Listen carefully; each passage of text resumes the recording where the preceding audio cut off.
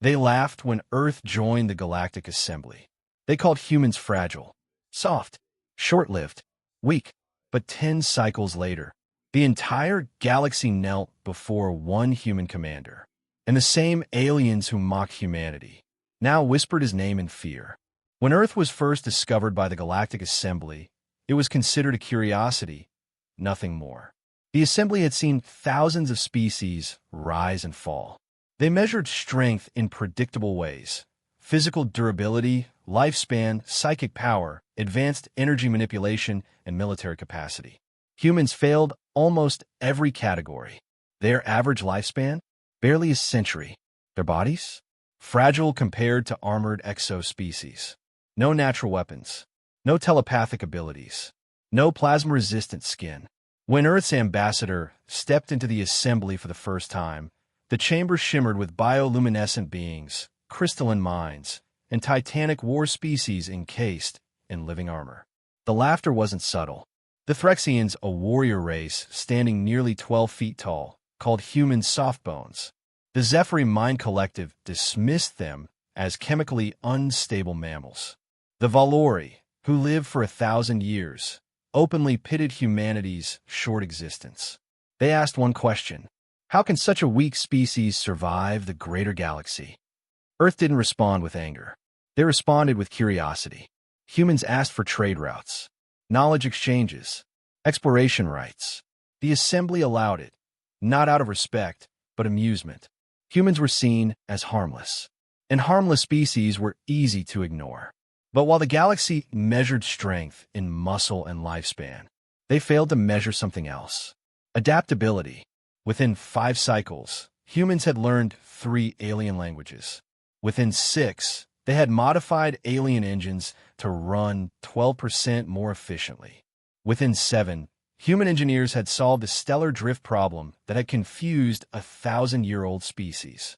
The galaxy began noticing something unsettling. Humans didn't compete the way others did. They learned. They improved.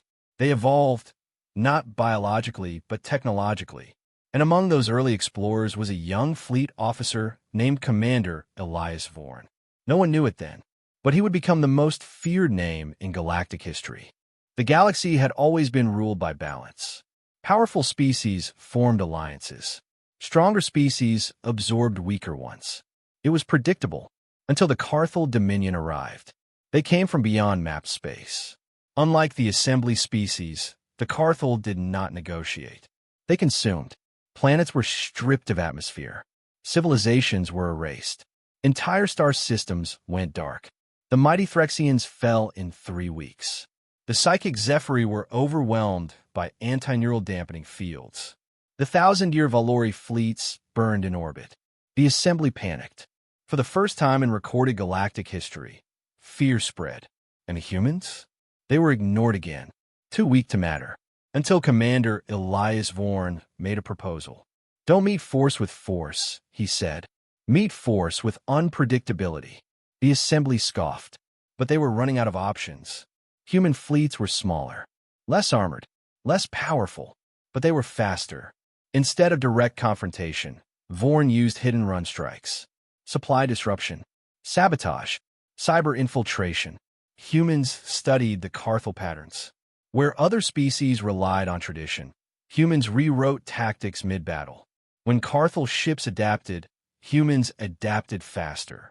In one decisive engagement near the binary stars of Halion Reach, Vorn lured a Carthel war hive into gravitational collapse by triggering stellar instability, something no species had ever weaponized. The galaxy watched in disbelief. A fragile species had destroyed an armada. For the first time, aliens stopped laughing.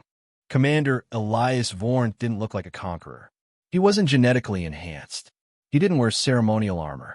He wasn't physically imposing, but he understood something no other species did. War wasn't about power.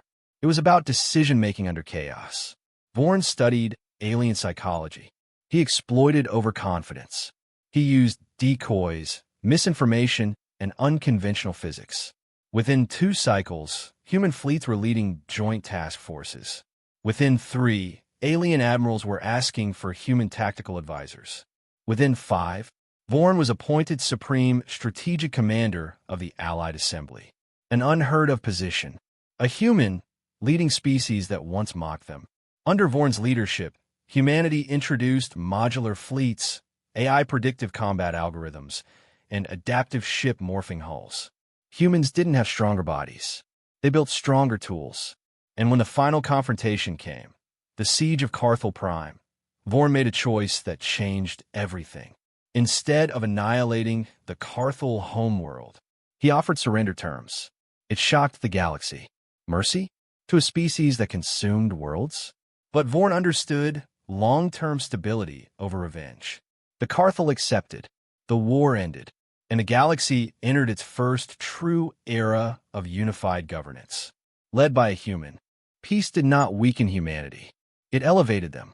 Humans spearheaded inter-species academies, shared technology freely, encouraged collaboration instead of dominance.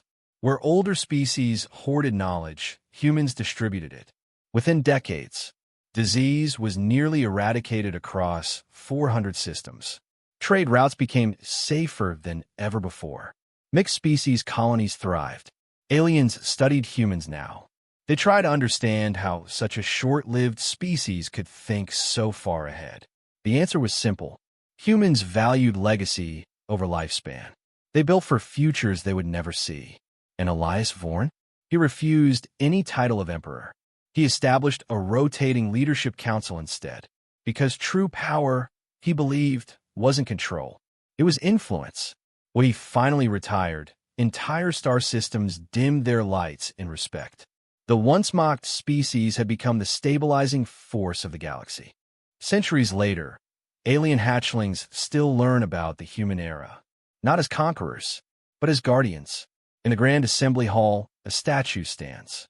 Not massive, not intimidating. A simple human figure in officer's attire. Commander Elias Vorn. Inscribed beneath it are the words, "Strength is not what you were born with. It is what you build when the galaxy doubts you." Humans are no longer underestimated. They are consulted, respected, trusted. The galaxy learned a lesson too late. Never measure strength by appearance.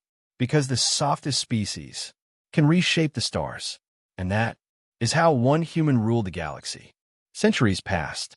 Empires rose. New species joined the assembly. The scars of war faded into history. But in the heart of the galaxy, one name was never forgotten. Elias Vorn. In the Grand Assembly Hall, built within the core of a hollowed world, a statue stands beneath the stars.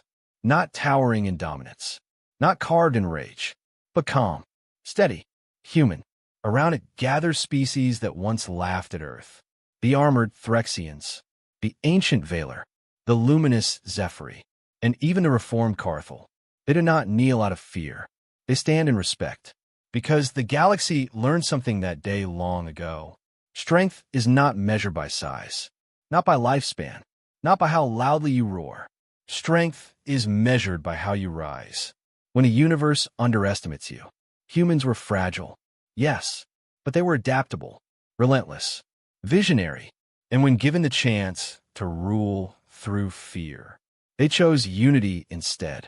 That choice reshaped the stars. And so, across 1,000 systems, alien hatchlings learn one simple lesson. Never mistake kindness for weakness, because sometimes the smallest figure in the room is the one who changes the galaxy forever. Thanks for watching. If you enjoyed this journey through the stars, don't forget to like the video. It truly helps the channel grow. Comment below, what would you do if you were in Commander Vorn's place?